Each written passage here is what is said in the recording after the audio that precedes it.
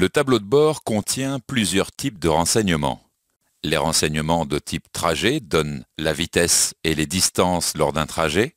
Les renseignements de type véhicule informent sur l'état du moteur et du niveau de carburant. Les témoins renseignent sur les divers feux et le frein à main. Les alertes renseignent sur les urgences mécaniques.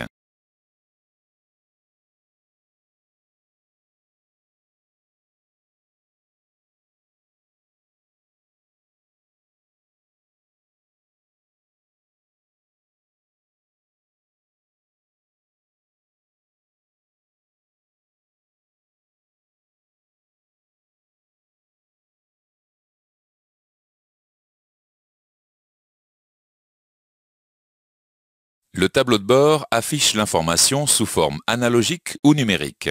Il existe deux types d'affichage numérique. L'affichage à cristaux liquides ou LCD et l'affichage fluorescent sous vide ou VFD.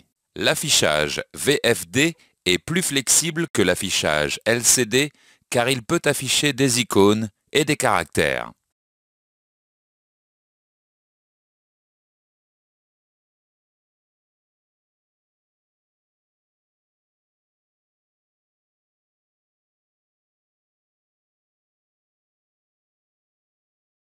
Certains modèles sont équipés d'ordinateurs de bord offrant des données supplémentaires. L'affichage est commandé par un bouton de sélection situé sur la manette d'essuie-vitre. Des appuis répétés sur le bouton de sélection affichent les paramètres disponibles.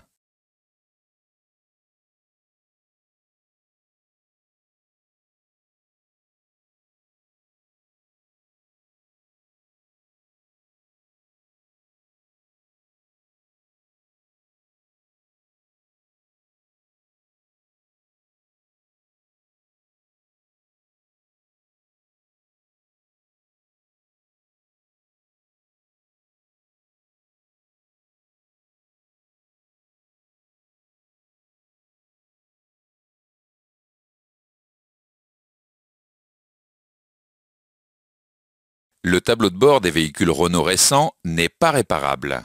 Quand le tableau de bord est défectueux, il doit être remplacé. Le seul élément remplaçable est la vitre du tableau de bord.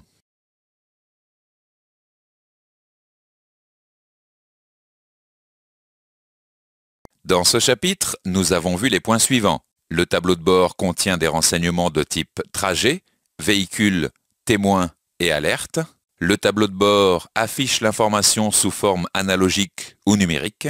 L'ordinateur de bord offre des données supplémentaires. Le seul élément remplaçable du tableau de bord est la vitre du tableau de bord.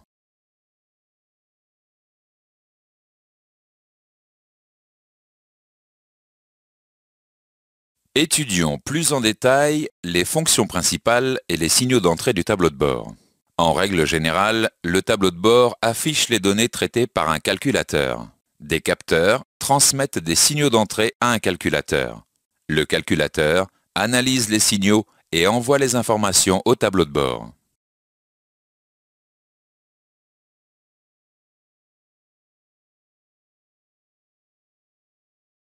Intéressons-nous d'abord à l'indicateur de vitesse. Selon le type de véhicule, l'information de vitesse véhicule peut provenir de différents capteurs. Le capteur de boîte de vitesse envoie directement l'information de vitesse au tableau de bord. Par contre, le capteur de vitesse de roue transmet l'information par l'intermédiaire du calculateur d'ABS.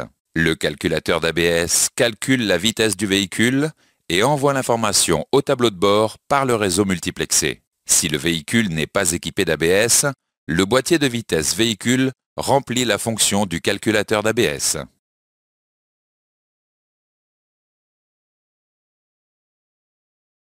Voyons maintenant comment fonctionne un compte-tours. Le capteur volant-moteur envoie un signal au calculateur d'injection. Le calculateur d'injection détermine la vitesse du moteur et la transmet au tableau de bord. Selon le modèle de véhicule, le signal du calculateur peut être transmis directement au compte-tours. Le signal peut également être transmis par le réseau multiplexé.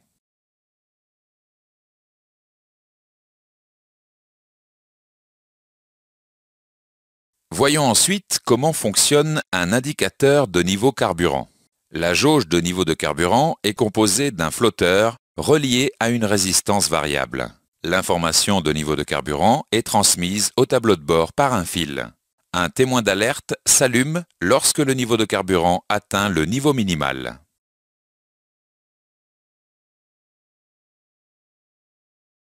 Intéressons-nous ensuite au fonctionnement d'un indicateur de température d'eau. Le capteur de température d'eau est composé d'une résistance électronique variable. Sur certains véhicules, l'information de la résistance est transmise directement au tableau de bord.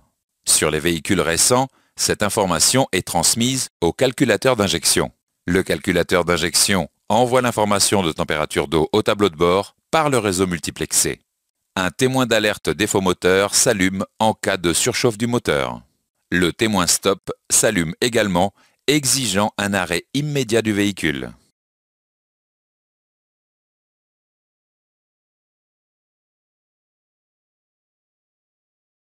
Voyons enfin comment fonctionne un indicateur de niveau d'huile. Un capteur de niveau d'huile est une résistance variable située dans le carter d'huile. Le capteur de niveau d'huile peut communiquer directement avec le tableau de bord. Le capteur de niveau d'huile peut également communiquer avec l'unité de protection et de commutation ou UPC. L'UPC envoie l'information de niveau d'huile au tableau de bord. Un témoin d'alerte de niveau d'huile s'allume quand le niveau d'huile est insuffisant. Le témoin service s'allume également. Sur les véhicules récents, les témoins et les alertes fonctionnent avec des diodes électroluminescentes ou LED.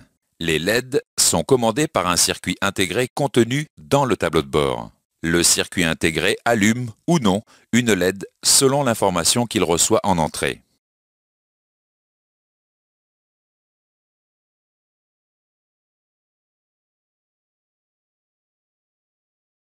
Dans ce chapitre, le tableau de bord reçoit l'information de température directement ou par l'intermédiaire du calculateur d'injection.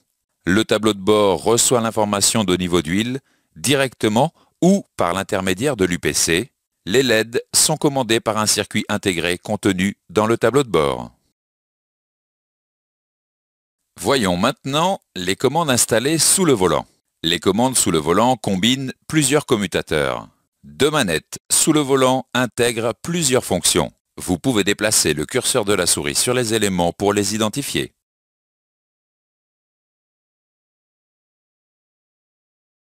Voyons maintenant les commandes installées sur le volant. Sur les véhicules équipés de commandes sur le volant, une connexion est nécessaire entre la colonne de direction et le volant.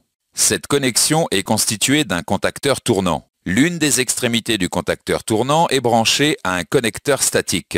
L'autre extrémité est branchée au volant.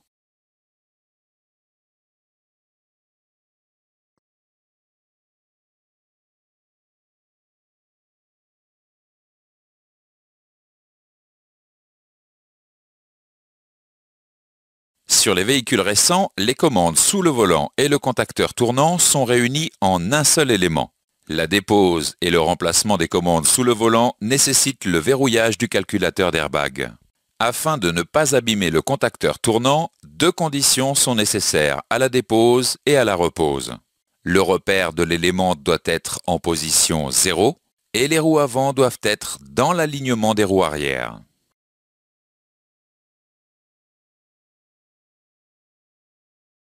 Voyons maintenant la configuration électrique des commandes ou fonctions installées sous le volant. Il existe deux types de configuration électrique pour les commandes sous le volant. Le premier type est une configuration classique par fil électrique et interrupteur. L'intensité transportée par cette configuration dépend de l'intensité nécessaire au consommateur. Ce type de configuration est plus sensible à l'usure car il peut transporter un courant de forte intensité.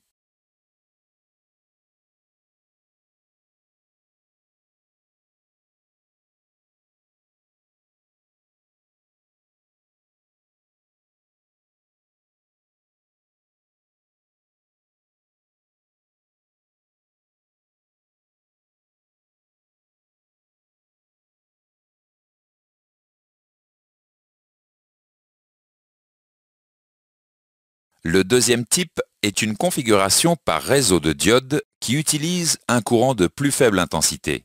Cette configuration est plus résistante que la configuration classique.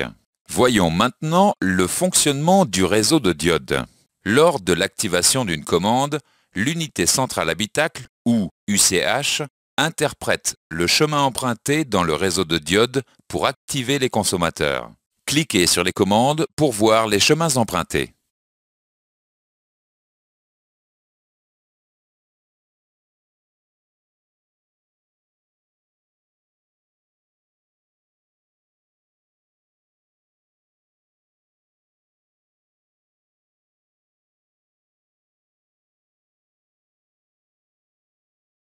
Les commandes sous le volant sont branchées aux consommateurs de trois façons. Pour les consommateurs de faible intensité, les commandes sous le volant sont branchées directement au consommateur.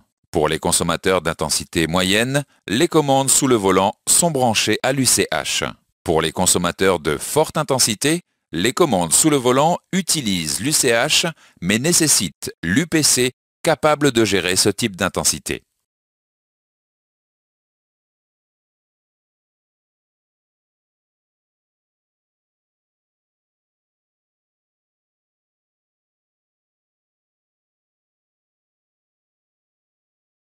Dans ce chapitre, nous avons vu les points suivants.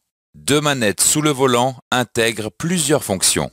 Les commandes sur le volant nécessitent une connexion entre la colonne de direction et le volant.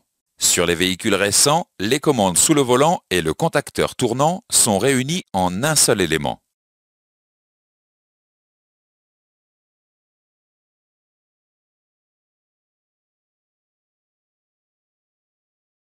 La configuration classique peut transporter un courant de forte intensité. La configuration par réseau de diodes est plus résistante que la configuration classique et utilise un courant de plus faible intensité.